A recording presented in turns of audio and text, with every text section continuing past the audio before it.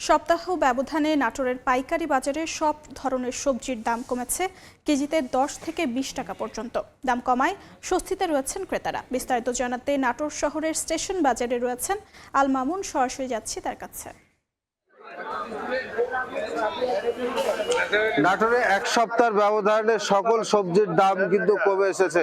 রমজান মাসের শুরুতে আমরা যেটি দেখেছি সব ধরনের সবজির দাম চড়া থাকলেও কিন্তু আজ যেটি আমরা দেখছি সকাল থেকে নাটোর স্টেশন বাজারে সব সবজিতে 20 থেকে 25 টাকা পর্যন্ত কিন্তু কমে এসেছে।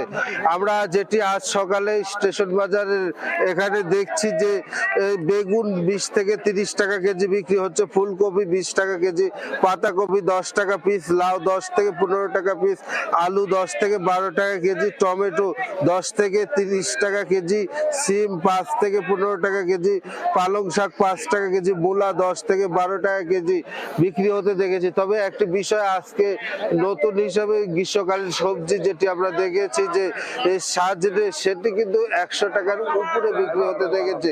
এই এক সপ্তাহের ব্যবধানে সবজির দাম কমে আসার পেছনে কিন্তু যে আড়তদাররা যেটি বলছে রমজান মাস উপলক্ষে সরবরাহ সঠিক থাকলেও কিন্তু চাহিদা কমে এসেছে।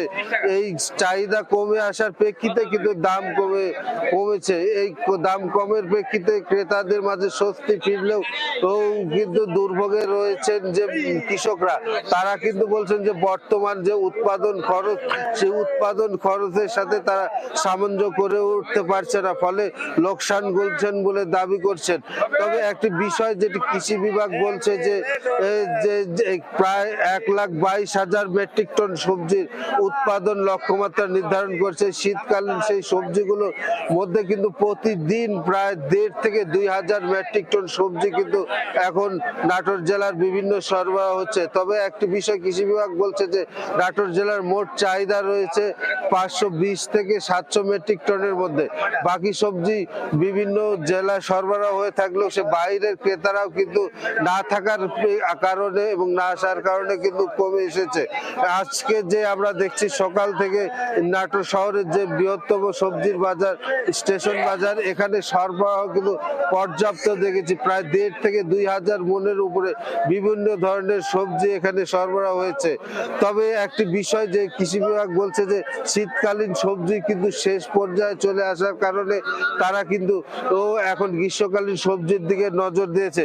তবে শেষ মুহূর্তে যে কৃষকরা লোকসান গুনছেন রমজান মাসের কারণে, চাহিদা কমে আসার কারণে, সেটি কিন্তু দাবি করছেন। তবে যে এই বাজার থেকে নাটোর জেলার বিভিন্ন শহরের বিভিন্ন বাজারগুলোর পাইকারি ক্রেতা আসলেও সেগুলোও কিন্তু আমরা নাটোর শহরে কিন্তু সেই ক্রেতাগুলোও কিন্তু আমরা কম দেখেছি এবং সবজি যেখানে যে বিক্রি হতো সেটি কিন্তু অনেক দেরিতে বিক্রি হচ্ছে। তো এই ছিল আমার কাছে স্টেশন বাজারের সবজির সর্বশেষ অবস্থা।